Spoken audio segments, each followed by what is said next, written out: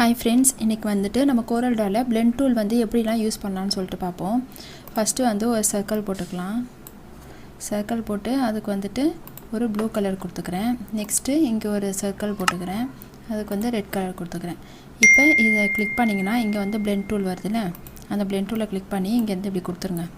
கொடுத்தோம்னா நமக்கு இங்க ஒரு ஷேப் மாதிரி தெரியுதா? இப்போ இத நம்ம இங்க எப்படி இழுத்தாலுமே அது எந்த பக்கம் வேணாலும் இழுத்தாலும் எப்படி வேணாலும் நமக்கு அரேஞ்ச் ஆகி போகும். இந்த லைன்னா ஒரே ஸ்ட்ரைட்டா வரும். கிளாக் வைஸ்னா கொஞ்சம் கலர்ஸ் மாறி வரும். இதுல வந்து ஆன்டி கிளாக் வைஸ்னா இது கொஞ்சம் கலர் மாறி வரும். இதுல போய்ட்டு இந்த போட்டோ எடுத்துட்டோம்னா ஆப்ஜெக்ட் அந்த ஆப்ஜெக்ட் வந்து முன்னாடில இருந்து கீழ வருது பின்னாடி இப்படி பண்ணா முன்னாடில இருந்து கீழ இறங்கி வரும். இப்படி பண்ணா பின்னாடி இருந்து கீழ இறங்கும். இது வந்து கலர்ஸ். இன்னும் கொஞ்சம் கீழ இறங்கணுமா இல்ல இதுக்கு இறங்கணுமா அந்த ஆப்ஷன். இந்த ஆக்சலரேஷன்னா கொஞ்சம் பெருசு பண்றது கொஞ்சம் அத ஜூம் பண்றது மாதிரி இங்க மேப் நோட்ஸ்ல வந்துட்டு இப்போ எங்க அந்த இத வந்து இப்போ பாருங்க இங்க கிளிக் பண்ணிட்டேன். இப்போ இங்க ஒரு நோட்ஸ் கட்டா இங்க கிளிக் பண்றேன். இங்க கிளிக்னா நமக்கு இந்த மாதிரி இது தனியா அது தனியா கொஞ்சம் சேமா வரும். இது வந்து மேப் நோட்ஸ். அடுத்து வந்து இதிலே ஒரு ஆப்ஷன் இருக்கு பாருங்க ஸ்ப்ளிட்னு. இந்த ஸ்ப்ளிட் ஆப்ஷனை கிளிக் பண்ணீங்கனா இப்போ எந்த இடத்துல வந்து நான் இந்த இடத்துல கொடுக்கிறேன். கொடுத்துட்டு இப்போ இந்த எரமாக்க கிளிக் பண்ணிட்டு இந்த ரெட் இழுத்துட்டு வந்தீங்கன்னா நம்ம எங்க கிளிக் பண்ணமோ அங்க மட்டும் அது கொஞ்சம் மடங்கி வரும். நம்ம எப்படி வேணாலும் இது இழுத்தாலும் அந்த இடத்துல மட்டும் அழகா நமக்கு மடங்கி வரும். இத வச்சு நம்ம நிறைய பேக்ரவுண்ட் டிசைன்ஸ்லாம் செய்யலாம்.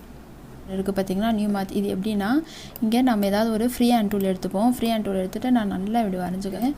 இப்போ இது இருக்குல இந்த blend இதுல வந்துட்டு நியூ பாத்தை கிளிக் பண்ணிட்டு இந்த லைன்ல இப்படி டச் பண்ணிட்டீங்கன்னா அதுக்கு ஏத்த மாதிரி இருக்கும். இப்போ இந்த ப்ளூ கலர் இருக்குல அதாவது இந்த லாஸ்ட் சர்க்கிள் எடுத்து வந்து இங்க வச்சிட்டு இந்த ரெட் சர்க்கிள் இருக்குல அதை எடுத்து வந்து இங்க வச்சுக்கலாம். இப்போ நம்ம எந்த லைனுக்கு எப்படி கொடுத்தோனோ அதுக்கு ஏத்த மாதிரி அட்ஜஸ்ட் ஆயிருக்கும். இப்போ இத வந்து ரைட் கிளிக் பண்ணி பிரேக் blend apart ன்னு கொடுத்துட்டு இந்த லைனை மட்டும் எடுத்து நம்ம delete பண்ணிக்கலாம். இத வச்சிட்டு நம்ம இப்போ ஒரு படிக்கட்டு மாதிரி பண்ணுவோம். அது எப்படி இதல பண்ணலாம்னு பாருங்க. இப்போ நான் வரைஞ்சுக்கிறேன்.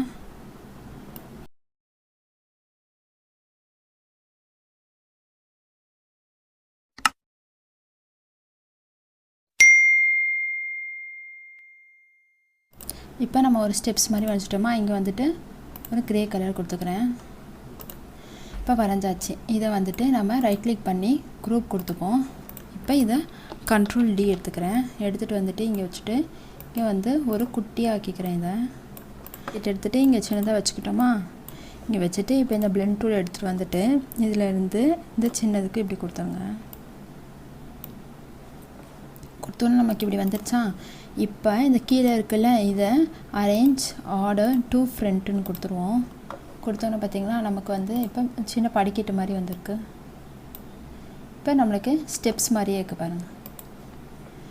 இப்போ என்ன பண்ணனும்னா இதுல போய்ட்டு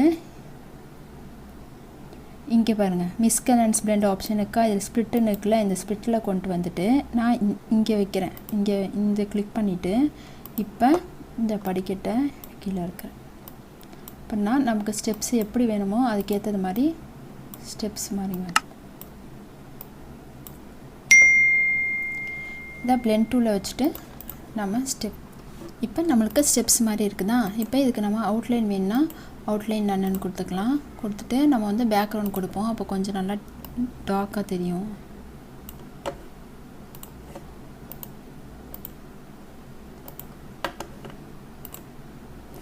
இப்போ நமக்கு அந்த ஸ்டெப்ஸ் வந்து அழகா தெரியுது பாருங்க.